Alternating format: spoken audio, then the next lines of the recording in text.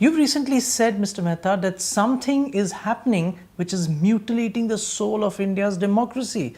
Now, obviously, the answer that has come is out before us. The BJP has returned with even a bigger mandate. Where do you see India heading now till 2024?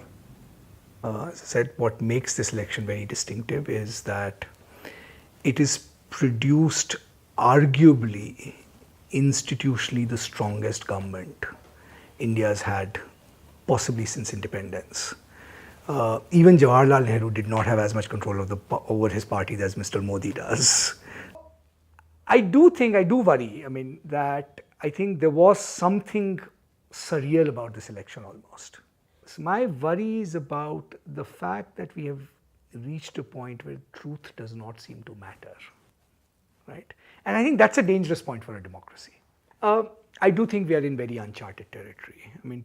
That's why this moment does represent a significant kind of danger to Indian democracy, because democracy survives on the fragmentation of power.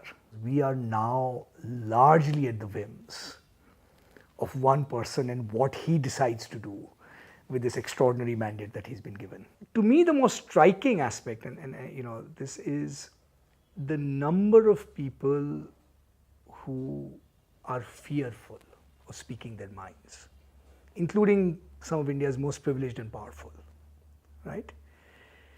So the dominant tenor in this election was not the tenor of a nation marching on with confidence.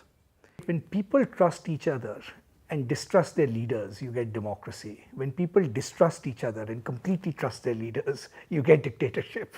And I think we are at the second moment right now. One significant and persistent feature of the last 5 years of the Modi government were a spate of lynchings which were reported from across the country. How do you analyze the role and the importance of those lynchings in the Narendra Modi re-election, and how do you see that situation going forward from here till 2024? So I think it'll be a little too quick to say that lynchings were the causal factor in the consolidation of the BJP. But I think what they did do was very clearly indicate to their core constituency that this is now a country where majoritarianism can rear its head with impunity. And I think lynchings was politically a very diabolical move, because I think at that point the BJP understood that any major riots, just statistically look bad, and they have the possibility of uniting, right, forces against communalism. I think lynchings was a very special kind of modus operandi, because at one level it looks like drip, drip, drip. It doesn't kind of concentrate your mind, right, in the way in which a large cataclysmic event does. And yet it manages to send a signal, right, that various communities should know their place.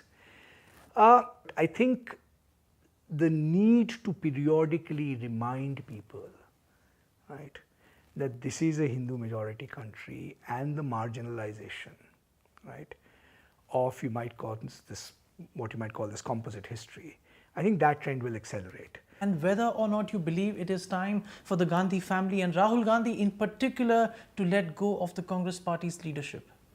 He does not have the moral right, and I think he will own up to the responsibility of the defeat. That's not the issue, right? But what happens after that? Right? The issue is, what do you do after that? And all I'm saying is, simply removing Rahul tomorrow doesn't solve your fundamental core problem. I think with Congress, certainly it needs a complete overhaul of its leadership.